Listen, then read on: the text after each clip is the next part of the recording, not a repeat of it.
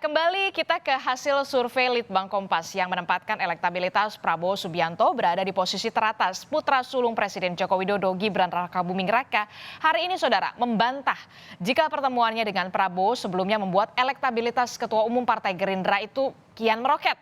Gibran saudara bahkan menyebut dirinya sakti jika memang pertemuan itu benar-benar berpengaruh pada elektabilitas Prabowo belakangan ini. Gibran pun meminta publik tidak mengait-ngaitkan pertemuannya dengan Prabowo dengan hasil survei bakal calon presiden. Daung mangan bakmi tok mosok meh mempengaruhi survei. Sakti no aku berarti. Makanya mosok guru mangan bakmi tok langsung melejit. Ya berarti ra ngaruh. Yes ya, makasih. Takono lembaga survei ini ya. Ojo nyalah ke aku loh. Tapi politik meja makan itu kan berpengaruh, Mas. Politik meja Enggak ngaruh. Bisa jadi bahas meneh ya. Saya takut dilaknat.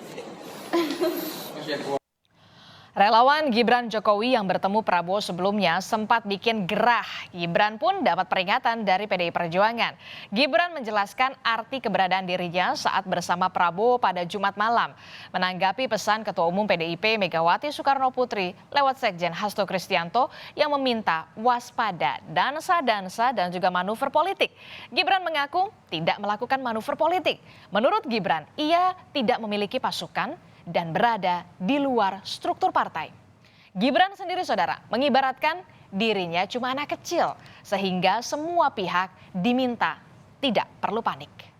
Saya tidak bermanuver, saya itu tidak di struktur partai, saya itu cuma kader biasa, saya itu masih kader baru, saya tidak punya pasukan, manuver apa?